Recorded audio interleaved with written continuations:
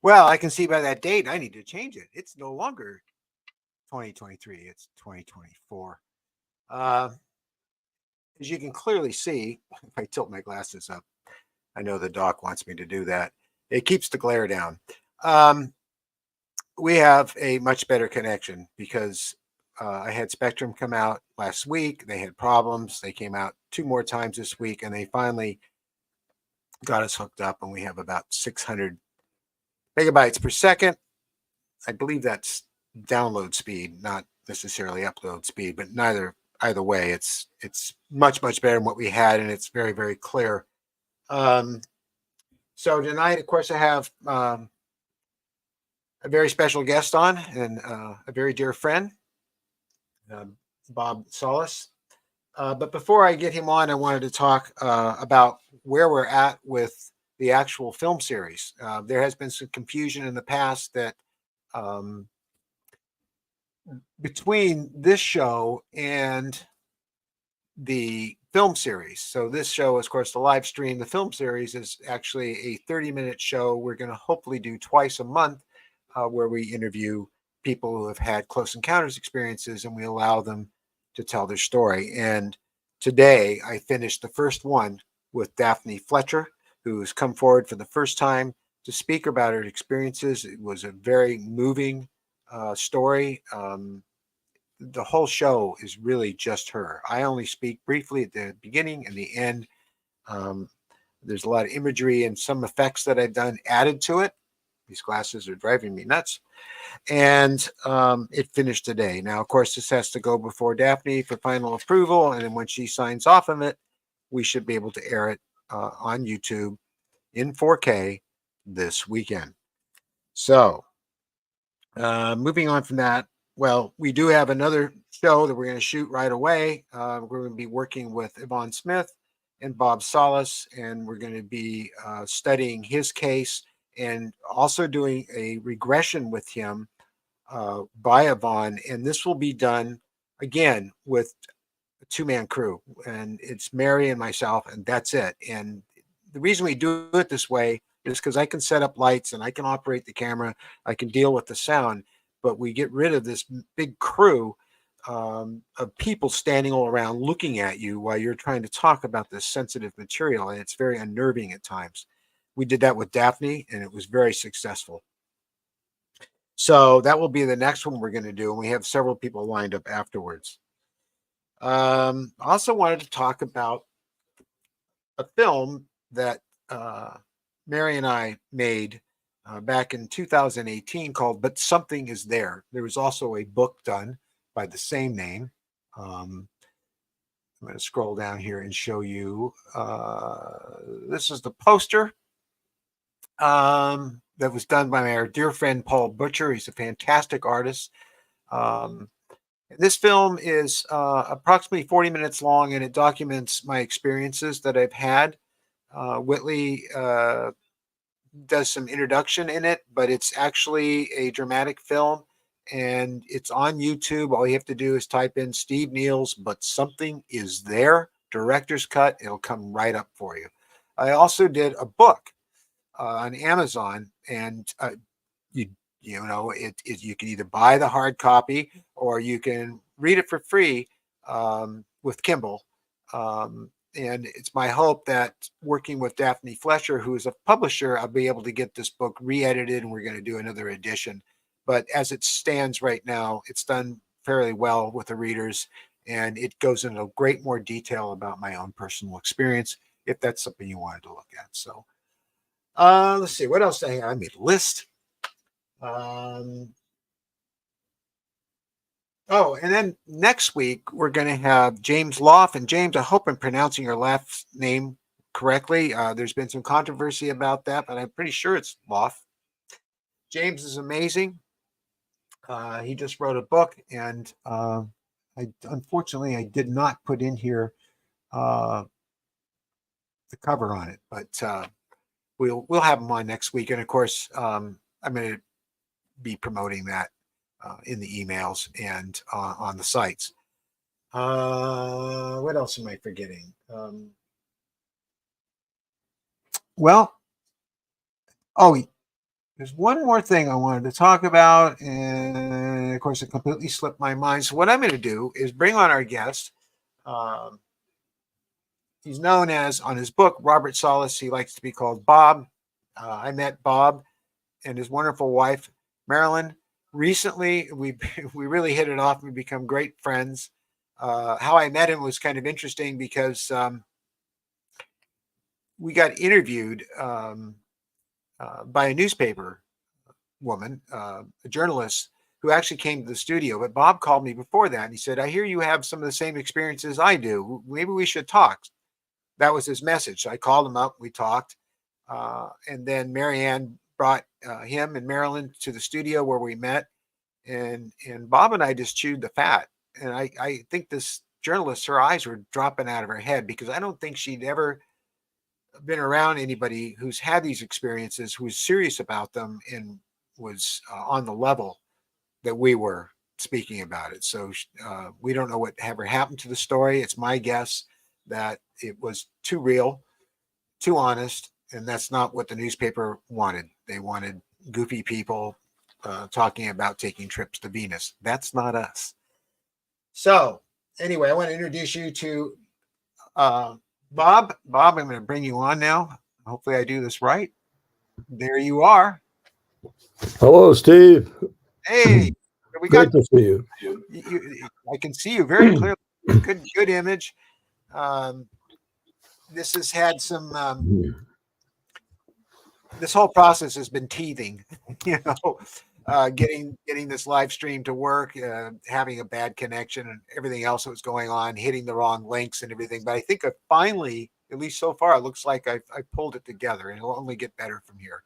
So thanks for coming on the show. Oh, my pleasure, Steve. I 100% support what you're doing and happy to be part of it. Looking forward to next week with Yvonne. As I mentioned before the show, I've been keeping a journal, kind of a dream journal, uh, right after I had, well, not after I went public with my close encounter experience. I started having some dreams about it, and I decided to just keep a journal of what I could recall of those dreams, and a lot of interesting stuff here that I'd forgotten about. I have books that Yvonne had. She wanted me to write everything down, whether it was an Mhm. actual memory or um, a dream. Because as you know, Well, you can experience things that you don't remember consciously, and they subconsciously come into your dreams. So I kept a book like that, and I recently found both of them. And looking through it, it's cool. It's really something. so there's one or two things I ran across here in the journal that I would like to. I don't want to disclose what they are now because I'd like to see if Yvonne can help me bring some more clarity to those things. But they're kind of unique, and so we'll keep your audience in suspense on what they are until we have to actually do it. Okay. Well, for some of our viewers who may not be familiar with your background, I mean, it's interesting about you and me, and that is that back in the '90s, we were both on television a great deal talking about our experiences in this subject, and we were on some of the same shows, Sightings, which was a show I was a guest on more than once, but I also was doing their visual effects for and the masks for the Greys and that kind of stuff. And then there were other ones, Paranormal Borderline, The Other Side, uh, a whole bunch of them. And there you were doing the same thing back then. But tell our audience a little bit about your background in the Air Force and the jobs that you've had, and a little bit about what happened. It was a silo, correct? Well, I graduated from the U.S. Air Force Academy in 1964, and then was on active duty for about 7 years. One of my assignments was as a missile launch officer, and so I was trained in the Minuteman I system, and then assigned to Malmstrom Air Force Base around August of 1966. I teamed up with my crew commander, Fred Mywald, in October of 1966. We were active duty crew from then on for for about 6 months, including in March of 1967 when we had our incident. And during that incident, I was in command of the site during a very close encounter with an object that hovered over our facility, and then proceeded to disable our 10 missiles simply by upsetting the guidance system on those missile systems. And that's the basic story that I've been speaking and writing about now for some 30 years. You co-authored a book too about that. I've authored 3 books. One was a Right. co-author with James Klotz, Klotz, yes. my investigator. He was a MUFON investigator who did the initial request to the Air Force under the Freedom of Information Act to declassify what's called the Echo flight incident. Echo was another flight of missiles similar to mine. At the time, I read about Echo flight in a book called Above Top Secret by Timothy Good. I remember the book. That was 1994. I thought it was my incident. I asked Jim Klotz to send the FOIA request.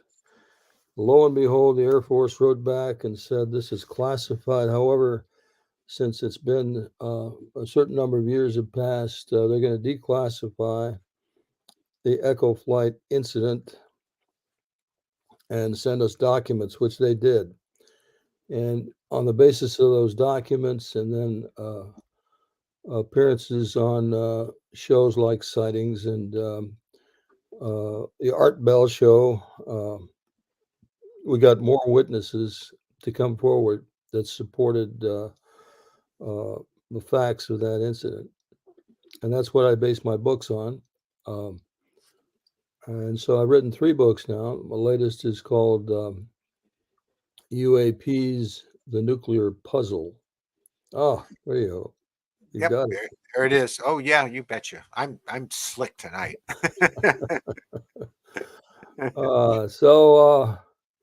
And that's on Amazon. Forward by Leslie Kean and Stanton Friedman before he passed, of course. Yeah. It was a great loss. But yes, it was. Stanton was really, I loved him. He was a really sweet guy. Very knowledgeable guy and very key because he was one of the first to bring out the facts of the Roswell crash through his interviews with Major Jesse Marcel Jr. Right. Or was it Jesse Marcel? Maybe it was Jesse Marcel. But yeah, Stan is an amazing guy. Yeah, I got to meet him finally and have quality time with him at one of Yvonne's support group meetings, and he was a guest. He showed up at Yvonne's, and while everyone else was busy getting food at break time, I looked over and I said, "That's Stanton Friedman. I got to go over there." And we sat and had a good old time talking. So he was terrific. I was honored to meet him. So your book's available on Amazon. Yes, and also on my website, spiralgalaxy.org, which also has a lot of the evidence in support of what I've talked about and written about.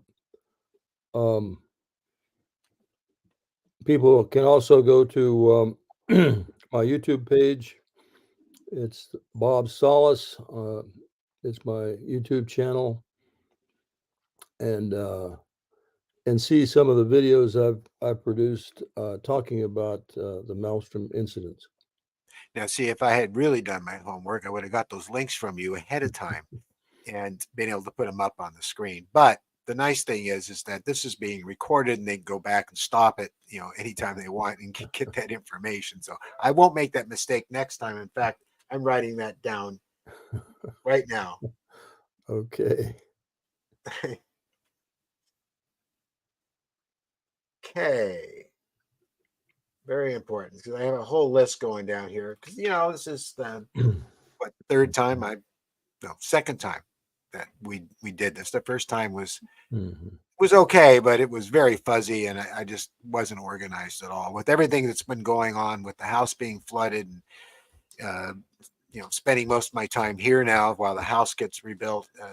It's been difficult at best, but all of this. We had a nice dinner the other night and we discussed a lot of this. So what I would love to hear from you is the incident you described to me with your encounter at home, or is that not something you want to go into right now? No, that's fine. This was 1985.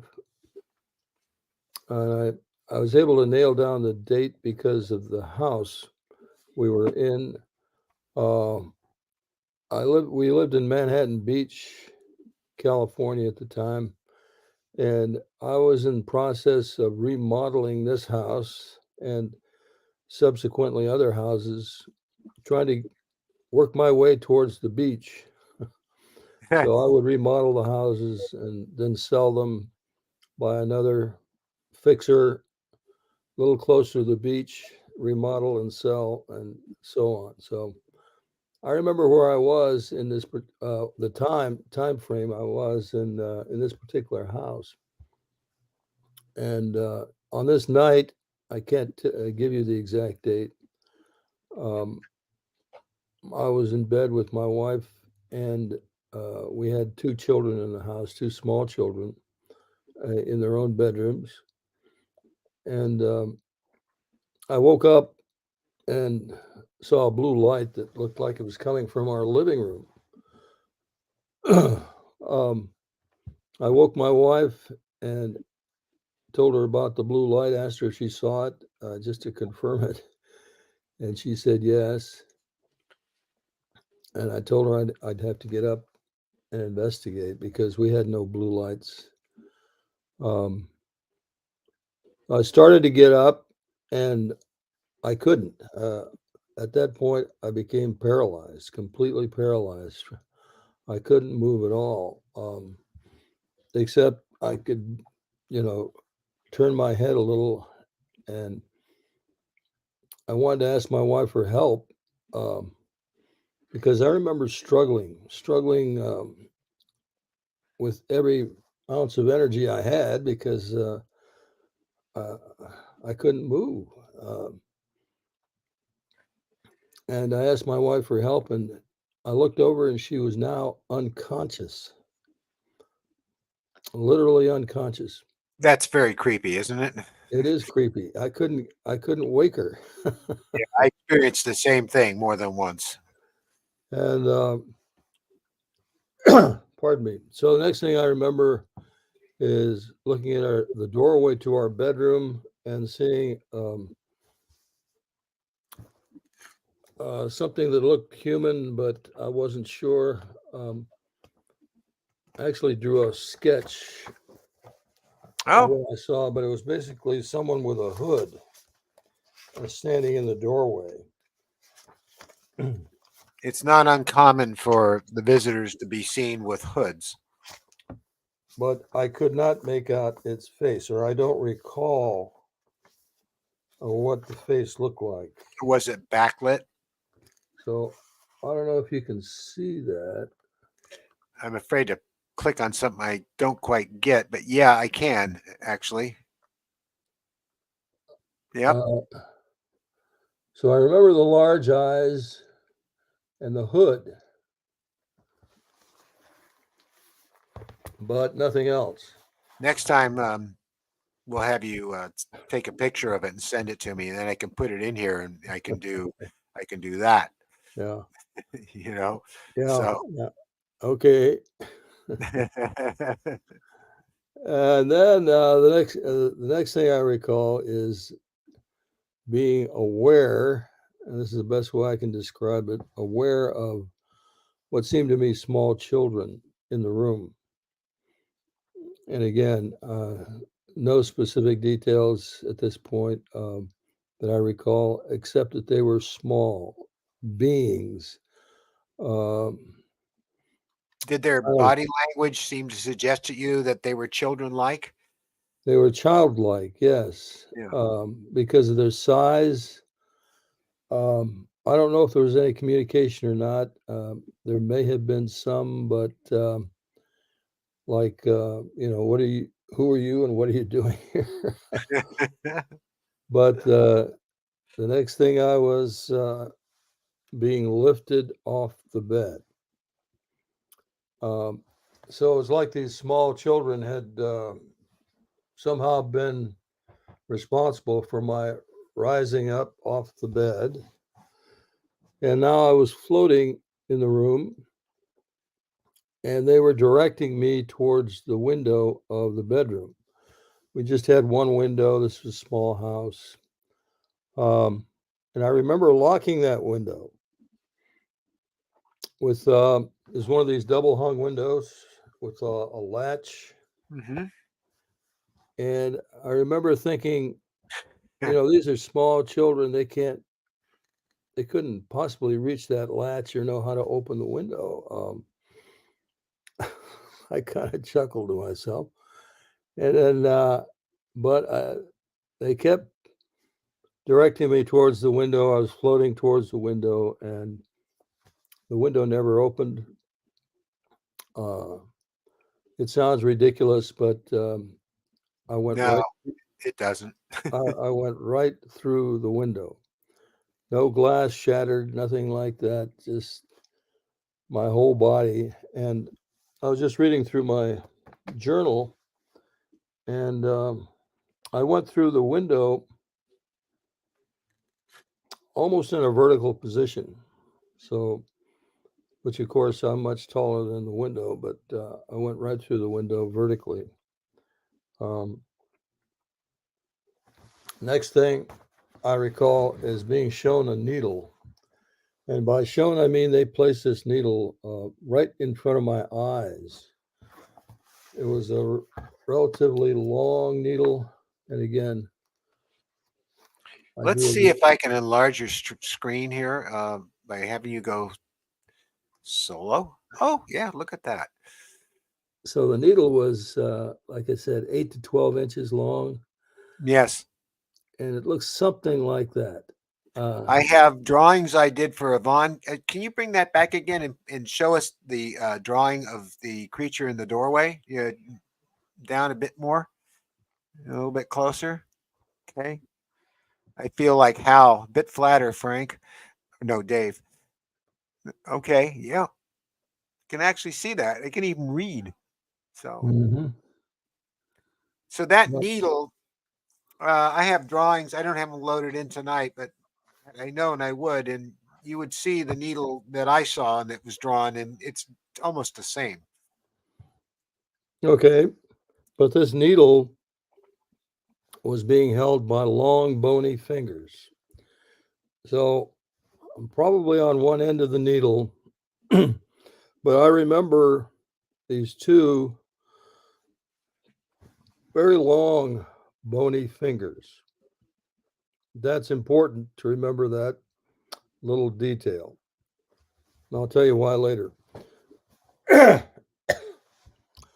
So telepathically, I got a message, and the message was they were going to insert this needle down there in the area of my groin, but it wouldn't hurt. Oh, of That course was the not. message I got. Yeah. But then they started the procedure, and it hurt like hell. I've never experienced any pain as bad as that. Wow. I immediately objected to the pain, and they got the message, and the pain went away almost instantaneously as soon as I communicated that. Next thing I recall, or well, everything I'm telling you was achieved through, obtained through regression sessions that I've had with Yvonne and two other uh, people who do these kinds of regressions. Next thing, I'm sitting on this table, which I'd been lying down on. It felt like a kind of a medical metal operating table. I was lying flat, and then after this procedure, whatever they did to me, I sat up, or they sat me up, and I was escorted again by two of the small beings on either side, and they were floating next to me on either side of me. Uh, they got me off the table, and again, floating. We weren't walking through this whole time. We were floating, and directed me over to a molded seat, molded into the side of the craft, uh, and sat me down, and still stood by me on either side. A little while later, I was escorted over to another cubicle. It seemed like there were little rooms or cubicles in the craft, and I was escorted to another one of these places, and there was another being there uh, in what appeared to be a uniform or a white smock, some sort of uniform. Uh, he turned me around and then just poked two fingers down my spine. Went right down my spine with two fingers, and that was it. It was painless. Um, he turned me back around. I was escorted out, and the next thing I recall is going along a curved hallway, a white flash, and I was back in my bed in my home. Uh, Next morning, of course, neither my wife nor I remembered any of this, and we didn't speak about it. And then some 20 or so years later, we were in Ireland listening to an experiencer talk about her experience at a conference. And she mentioned, she said words to the effect, and then a blue light enveloped me, my room. You know, she was immersed in a blue light. And my wife was with me, sitting next to me. I turned to her and said, all of a sudden, her saying blue light, and then I turned to my wife and said, "Do you recall a blue light a long time ago in our bedroom?" And she said, "Yes." So that was confirmation of uh, of that. And it was that evening I had my first regression with Mary Rodwell. I'm not familiar with her. She's Australian, and she's been involved with experiencers in Australia and other places for a long time. Wow. Well, it's interesting about that blue light, and it's always this sort of, well, I mean, this is a shot from my film. This was what I remember. This is from But Something Is There. And when I was a small boy, those lights came into my room and it was dead silent. And they looked all around, and I went and hid under my desk. And then the lights got in the room somehow. And then I experienced this. They were blue. Um, and then I think you talked about something like this to me. Um, you're talking about a bright blue. Was it you that talked to me about seeing the Sol and it was bright blue? I can't remember. I mentioned Susie Hansen's experience. Right. Oh, Susie that. Hansen is a New Zealander, a Kiwi. Uh, she wrote a book called The Dual Soul Connection. It's an excellent Oh, book. that's right. I highly recommend reading that book, The Dual Soul Connection. And in that book, she tells a story of when she was young. very young, 12 years old, I think, or uh, she was taken aboard a craft, and she had been taken before. This wasn't the first time, but at some point during her experience, she was told by the beings to go to a separate room where she would meet her future son. And so she goes into this room and she sees eventually a ball of blue light. It's a globe, I guess, of blue light, and is told this is the soul of your future son, a son you will have later in life. And of course, Susie has since had that son and I think another son. But yeah, that's a very interesting story. Yeah, well, in my experience, the reason that I did this piece was because I was told about this, and this, of course, is a woman, and she's pregnant, obviously, and the beings about to place the soul into the womb. I got a million of these, but it's interesting that it's always the blue light, and there was another one I was going to show you. I don't think it's here. I didn't load it in, but it's very interesting how they have a real interest in our spines. Um, I've got uh, some images I did, and one I did for Whitley that was based on a case. So if you're hearing mariachi music or ranch music in the background, it's because at my studio, and you've been here, it's a pretty big place, and but we share a unit right next to us, and they're very sweet people. They're very talented, and tonight they decided to practice. So Well, I I love don't know. mariachi music. Yeah, well, they do a mix. So, but they're very sweet. So, um, I was so okay. So, what else would you At like? any rate, I just want to mention that in going through this journal, Right. uh, there's some items when I've written down as quote unquote dreams, but may have happened during this experience that involved these beings that I'd like to again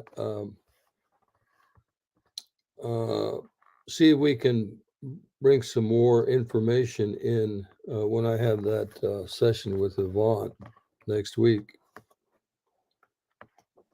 Yeah, I look forward to that. Uh, I with the Vaughn, I did. Oh God, I must have done 40 sessions or more. I mean, it was so many I lost count of. I had a stack of tapes at one time from her. I don't know if she still has them or not, but every time we went in there, and sometimes things were remembered as a dream, but if we went into it, it wasn't a dream as it turned out. So Yeah, there, some of these entries in the journal were very vivid. For example, I recall seeing that black glassy eye, that very large glassy eye, right next to me, right next to my head. Yes, like that, exactly. Um, that's in the crib, and yeah, you had some experiences with that too. I've had experiences in the crib. Yes, when I was very young. I don't remember how old, but how long is a baby in a crib? I don't know, 3 years, 4 years. Um, but I recall standing up in my crib and thinking, what am I doing here again? And I remember that vividly. I still remember it to this day, Isn't having that that something? thought. It just Yeah, sticks in your mind. I mean, no matter how much amazing. time goes by, something similar to that happened to me in my first day in school. I must have been kindergarten or maybe first. That wasn't first grade, but I remember sitting in the class and looking around, thinking this is wrong. I'm not supposed to be here. I'm not one of Mhm. these things. Is what I remember thinking, that this is a mistake. Right. And I never forgot that. I mean, I can, in my mind right now, I can see the entire classroom, the teacher, all the kids, the playhouse behind us. You just don't forget it Right. because Exactly. it's traumatic. There's something that isn't right. Exactly. And that's what hit me when I had that thought, something's wrong here. I'm not supposed to be here again. But there I was. Wow. And here I am. So, um, in the journal and in your experience, did you ever get a good look at the face? I mean, obviously you saw the gleaming eye, but did you get a look at the face? I can't say I did. I remember that the being that showed me the needle, like I say, these long bony fingers. We can talk about that a little bit. And also, that being was very tall. It wasn't a small being like the others. But as far as the face, I still can't get a handle on the face. I've been trying to get it somewhat exactly for years, but I did have the opportunity in my kitchen one night to come face to face with one. I Mhm. think I told you about that. And then more recently, I got an image in my mind of the one that's been with me all my life since I was a kid, and I drew the sketch really fast. Um, the collar isn't right, but the face is, and You know, the arrogance of uh, it is, and she's quite tall. She's quite tall. so, So, and you I were don't talking. know if you want me to mention this, but my wife, Marilyn, has agreed to come on and talk with you next week also, I believe. Is that Okay. right? Yeah. But she had another close encounter with a being, a tall white being, and she can tell you more about what she saw, but she did see quite a bit of detail of the face. Wow. What I saw of the eye was actually the folds and the skin above the eye Hmm. or around the eye socket. I saw folds of the skin. Um, but as far as this long bony finger goes, some years ago, about 2017, I was contacted by a friend who was going to go to Peru to review the documentation or the presentations from scientists who'd been looking at these what are called the Nazca mummies. I don't know if you've heard of those, Steve. Um, Yeah, you brought one by the studio. oh, okay. Yeah, I showed it to you. Yeah. That And wasn't an actual mummy, though. That was Mary looked at it all wrapped up. She said, "What's that? A mummy?" And the look on your face, she can be rather psychic at times. at any rate. Um, Times. I didn't really want to go down with him. He wanted me to come with him, and of course, this would have been at my own expense. Very expensive trip, and Yeah, I would I imagine. didn't want to be caught in some kind of a scam on because we've all seen these scams before about these little beings that somebody found. Somebody put a bunch of chicken bones together Yeah, and right. a big head. But then he directed me to the website, and on that website, one of the things that was recovered with these mummies, these desiccated bodies, were these long hands, these very large hands detached. And these are all tridactyl beings. In other words, three fingers, three toes. Right? We call them Mickey Mouse hands. Okay. Did it have And, Mickey Mouse hands? and one of these hands showed the length of the fingers, which were huge, very long. On our fingers, we've got three segments 3 segments, right? Uh, These had 5 segments, so they were very 5 seconds. Wow. 5 segments, joints of the finger. And they looked exactly what I recalled from my experience, the fingers. So that convinced me I've got to go down there and take a look at these firsthand. So I did, and sure enough, actually, I've got a photograph. I can show that to you sometime of me holding this huge hand. I mean, these hands are very big. They have been detached from the arms, uh, but that's what convinced me that these could be very real ET uh, extraterrestrial objects, and I still believe that. These tests are ongoing, and by tests I'm talking about DNA analysis, aging tests, also MRIs,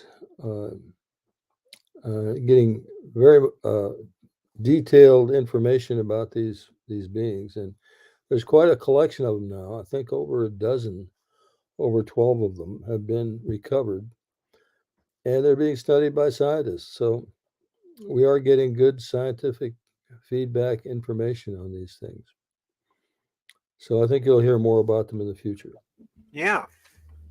So, what else are you up to these days? What else? Well, let's see. I'll be speaking at the MUFON conference in Orange County on the 17th of this month.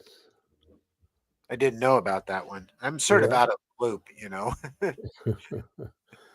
Let's see. Yeah. I'm thinking about writing another book. That would be a fictional account, which I'm trying to speculate on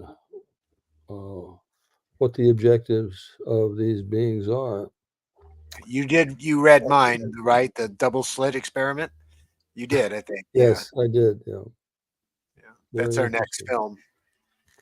Fantastic idea. It just sort of So, came. other than that, I'm trying to stay informed of what's going on in Congress. We just had this new revision to the National Defense Authorization Act, which requires certain things regarding UAP.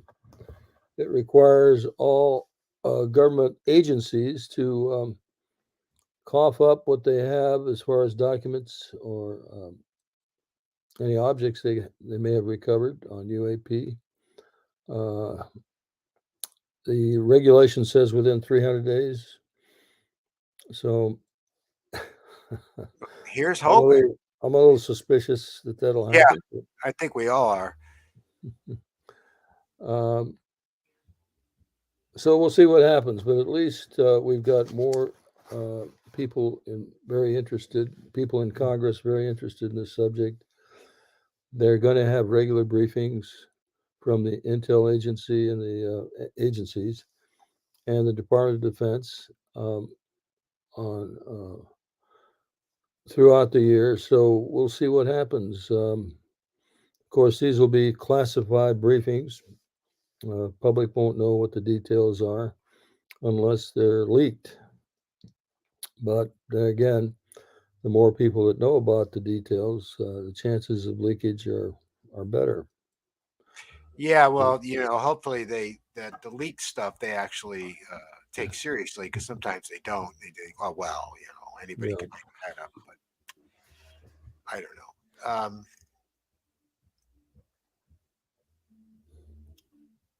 I'm looking really forward to our session with Yvonne and see where that goes, and what my hope is with all you brave souls coming forward, Daphne included, whose show I just finished cutting today, is we'll get more people to come out of the woodwork because and I know this isn't happening just to hundreds of people or thousands of people.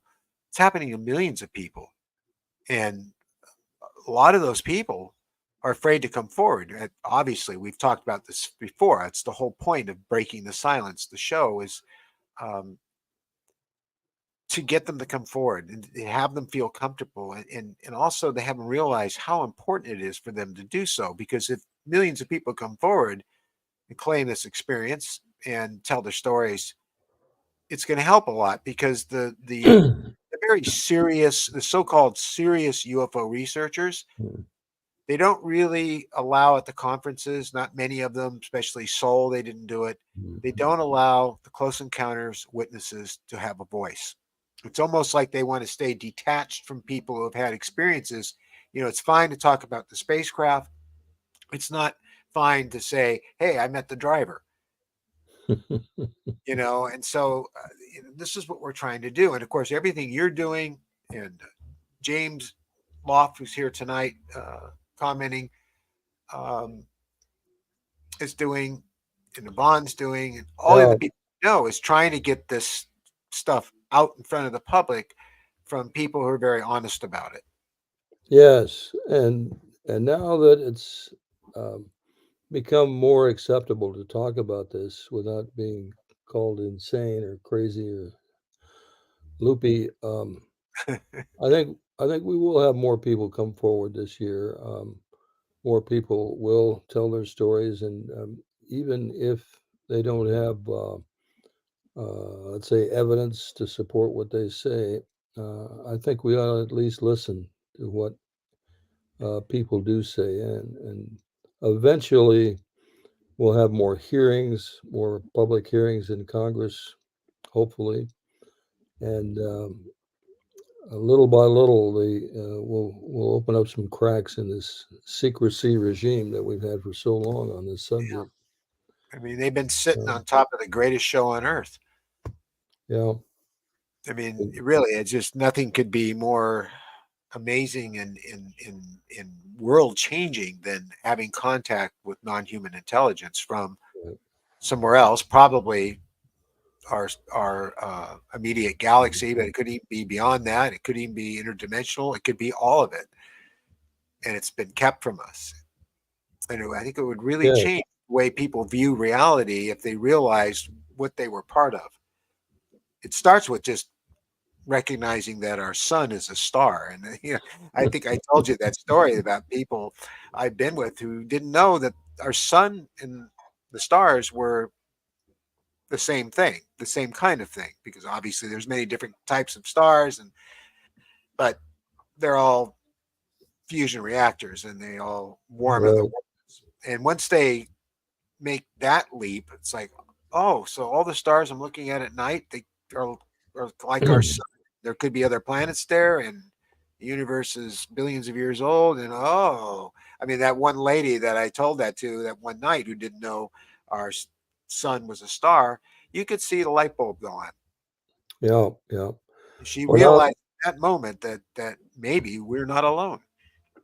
and now that we've got that Webb telescope out there, Oh, gee, getting very good and close up looks at planets in the uh, the twilight, not the twilight, the Goldilocks zone. yeah, uh, we could be on the verge of convincing a lot more people that yes, indeed, we are. There are others out there, and how are we supposed to deal with them? yeah. Let's have that conversation in serious ways. So many people they're in this thought mode where, well, we can't leave the solar system, so how could anybody else come here? But they forget about how old the universe is, and the other thing that's really convincing about the fact that we are being visited for me is that on the cosmic calendar, we've only been around a blink of an eye, a few days. And yet in that time, we went from throwing bones in the air and, and to putting up web. And so here it is. It's only been a little over 100 years, really, since manned flight. We have the sophisticated engineering feat that boggles my mind to this day out in space, and it's capable of detecting, it's probable that it's capable of detecting life under the worlds. And so there's people who have been around millions and billions of years longer than we have, and certainly they developed similar technologies a long time ago. They would have spotted Earth, and when they had the capability to come here, which would have been shortly after that, they would have. So to think that we have never been visited, we've been alone here all this time, is I don't know, it's kind of ludicrous, really. Yeah, it's ridiculous. It is. And there's plus all the evidence on Earth, and of course, people always say, "Where's the evidence? Show me the evidence." Well, they have to take time and research for themselves because the news media and the government's not putting it right in front of you, but it is there. It's there for sure. I think I've acquired and accumulated quite a bit of evidence in support of my incident. Like I told you, where it's people can just go and see for free uh, what evidence I have to support what I'm saying about my incident. And you have the But documents. Are the documents much redacted, or are they pretty much no, black? they're not redacted at all. The Wow. documents I've got, Yeah, I need to get your book. well, yeah, a majority of those documents are in my first book called Faded Giant. And again, you can get that on Amazon. But in the appendix, you'll see a good portion of the documents that we retrieved from the government under the Freedom of Information Act. Yeah, when I was looking on Amazon for your name, it showed all your books there. So Hmm. it's not like they're hard to find at all. Hmm. So, well, I want to thank you so much for coming on the show. Oh, it's great to be with you, Steve. Yeah, You're a it's a, terrific guy. You've got a great background. well, you're a terrific guy yourself. I'm so glad we met. We're really having a good time together. Yeah, yeah. And I look forward to more. We should probably, if we can, get down to MUFON or you said Orange County, Orange County, yeah, that's the 17th of this month. and that's a conference. It's what 3 days at a No, hotel it's or not something. a 3-day conference. It's just a regular meeting. I think it's Oh, one it's a of their meeting. monthly meetings of MUFON Orange County. Yeah. We used to have them right here in Newberry Park, uh, Hmm. and they were terrific. It was a really good group, but they shut down. And there's rumor that they might be starting back up. I need to talk to the lady responsible for putting that together. So And I understand you're going to have a CERO meeting there in Ventura yes, yes, coming up. yes, we are. Of course, it's private and only for people working with a bond and for people who have experiences that want to be in a group of like-minded people who've had experiences where they're safe to talk among themselves without cameras, without the press, and all that Hmm. kind of stuff. So, and we're going to be starting that later on this month. Excellent. So, well, I see that our hour is just about up. It was wow, everything went perfectly except for me not having your links and some of your pictures ahead of time. And I've been writing down stuff over here so that in the future I don't make that error again. But of course, we'll have you back on again. And I'd be happy to send you anything I've got as far sure, as link sure. And of course, data. Marilyn will come on. So uh, you can sneak in some of that stuff when she's on. Yeah, absolutely. All right. Well, I'm going to conclude this live stream. I hate to stop. I'm having so much fun, but um, we're going to see you again really soon. And of course, this Friday, Whitley Strieber and I mean Raven Dana and Whitley Whitley. I am tired. Whitley Strieber, both dear friends like yourself, are going to be on Friday night at 6 o'clock, and we're going to be discussing the famous night at Whitley's cabin in 1989, where he invited, they sort of handpicked some people to be there for the evening overnight to see if they might experience the visitors themselves. And they did. And Raven had a very dramatic encounter Some of you probably have seen the artwork I've done on that. And we're also going to be covering that in one of the episodes too. So we're going to be getting Raven out here, and she's going to go on camera to talk about it. So you might want to check that one this Friday night. I will. All right. Well, I'm going to sign off. Go get some shut eye. We'll see you all back here on Friday night. Good night, Bob. Thanks Good again. night, Steve. Take All care. right. See ya. Bye. Bye.